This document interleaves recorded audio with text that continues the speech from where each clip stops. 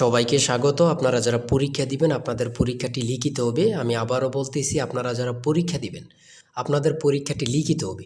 আপনাদের পরীক্ষার জন্য স্পেশাল একটি প্রশ্ন প্যাটার্ন নিয়ে এসেছি। ইনশাল্লাহ এই প্যাটার্ন থেকে 25 থেকে 30 নাম্বার অনায়াসে কমন পাবেন। শুধু ধৈর্য সহকারে সম্পূর্ণ ভিডিওটা দেখেন, আমি দেখিয়ে দিব কোন কোন বিষয়ে কোন কোন টপিক থেকে প্রশ্ন উত্তর আসবে, 100% হুবহুব কিভাবে কমন পাবেন, এই সকল তথ্য নিয়ে আজকে আলোচনা করব। আর বিশেষ করে বলে রাখি, আপনারা যারা পরীক্ষা দিবেন পরীক্ষার প্রশ্ন প্যাটার্ন যেমন থাকবে সেম প্যাটার্নে একদম শর্ট করে স্পেশাল শর্ট চূড়ান্ত সাজেশন তৈরি করা হয়েছে। সাজেশনটি নিতে স্ক্রিনে দেওয়া হোয়াটসঅ্যাপ নাম্বার রয়েছে, ইমো নাম্বার রয়েছে, দুটোর মধ্যে যে কোনো একটি মেসেজ করে সাজেশনটি সংগ্রহ করুন।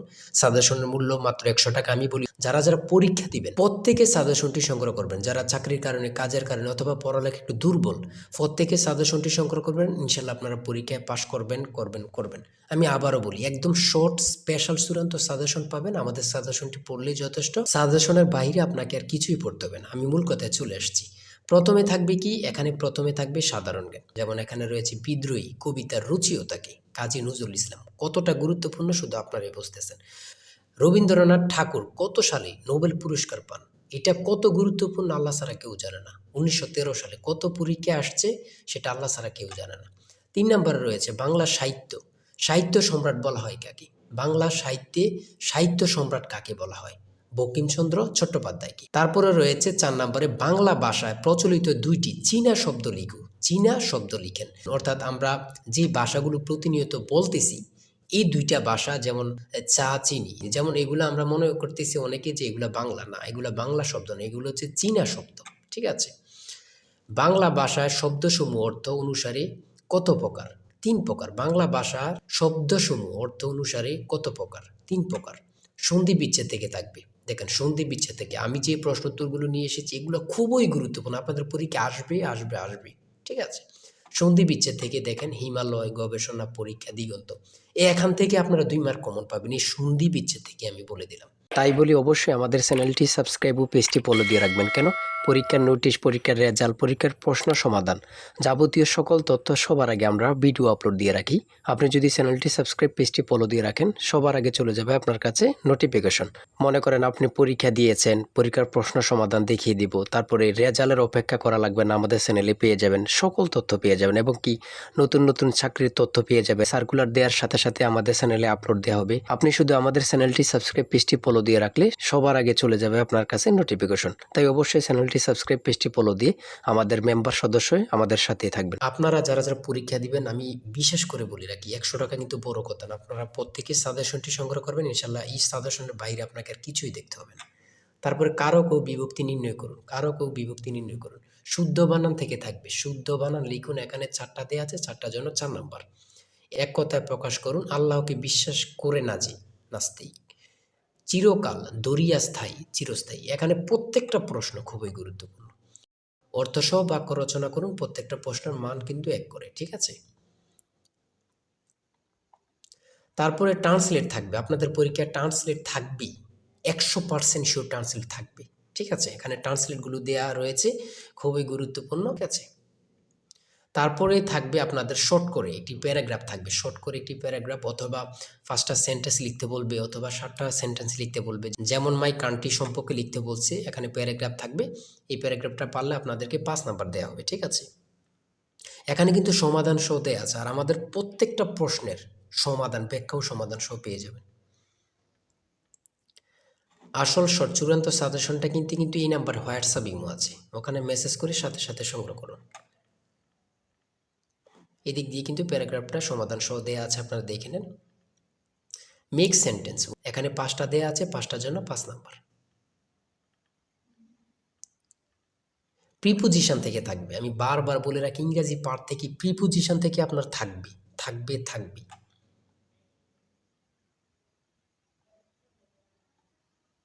দেখেন, প্রত্যেকটা প্রশ্ন কিন্তু আমাদের খুবই গুরুত্বপূর্ণ। সিলিন্ডারের বিডিসি এবং টিডিসি বলতে কি বোঝায়?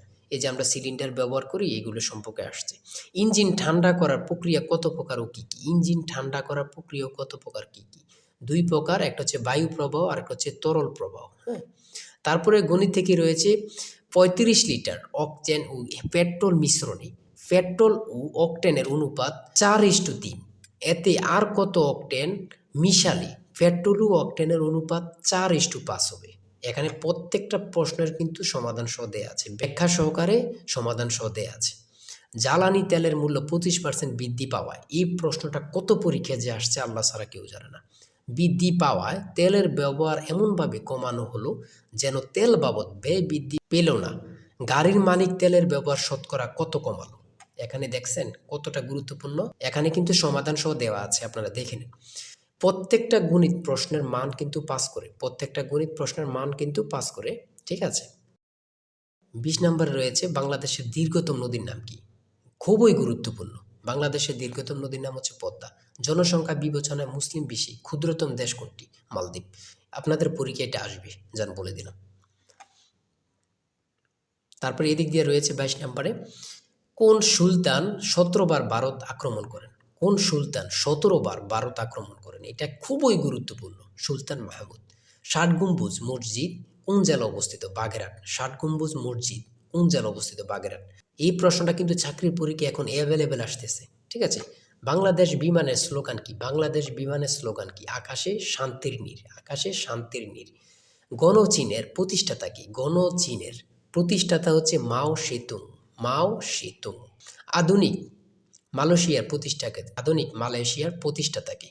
Mahathir Mohamad, Mahathir Mohamad. BRTA, BRTA এর পূর্ণরূপ কি? Bangladesh road transport authority, Bangladesh road transport authority. পূর্ণরূপ থেকে আপনাদের প্রশ্ন উত্তর থাকবে, এটা ধরে নেন, ঠিক আছে, আমি বলে রাখি। তারপরে 29 নম্বরে রয়েছে বাংলাদেশের চিংড়ি সম্পদকে কি বলা হয়? হোয়াইট গোল্ড, যেটা সাদা সোনা।